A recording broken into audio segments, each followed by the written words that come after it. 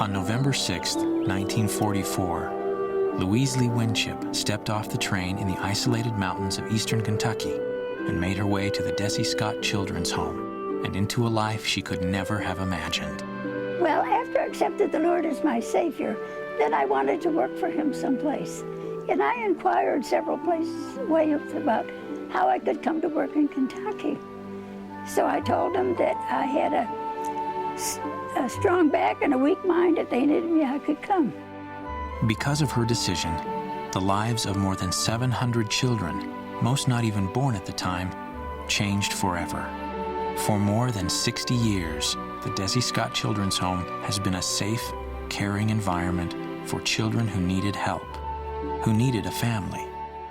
I was 9 years old, and the day that I came to the home, I remember my father brought me, and I can remember being in the truck, and I really didn't know where I was going, but it was a scary feeling, very, very scary, because I really didn't know what to expect. There were many children that came to us that they just didn't have anything, you know, when they came to us. And we were just thankful that we had clothes and food that we could give them, and love, because we did love them. You couldn't take care of children without loving them. Mrs. Chip, Mrs. Winchip, we all called her Mrs. Chip. You knew right off that she was a very caring person and really tried to make us feel comfortable, you know, and it was like living in just a regular family. Except, you know, there was not a mom or dad, but we had that figure there that was like a mom to us. Days were long.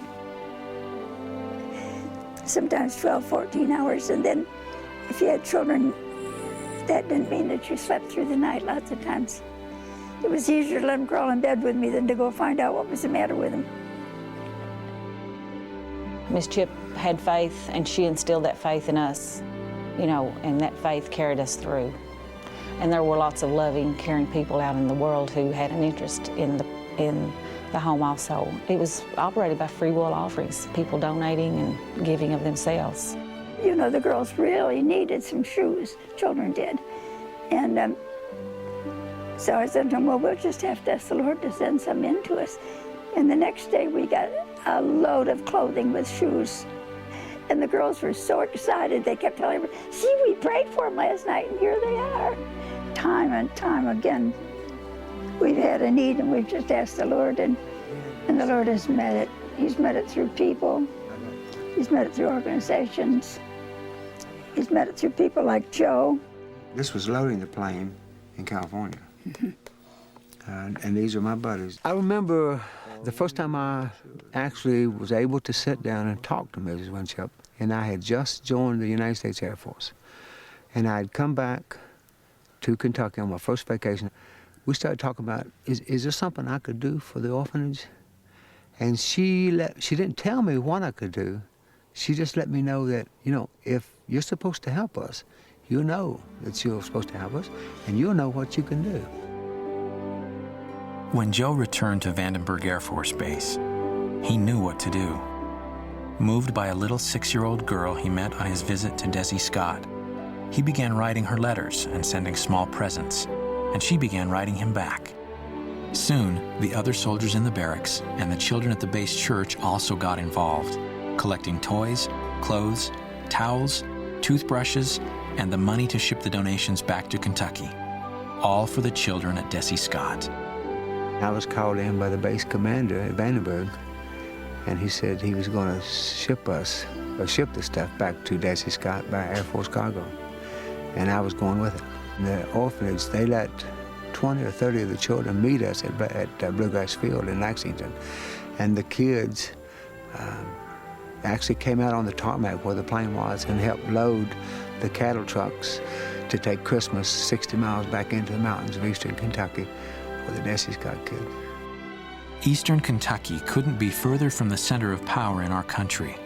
Yet after more than 50 years of raising children to be responsible adults who spread the light she inspired in them, Mrs. Chip shows where the true source of power lies.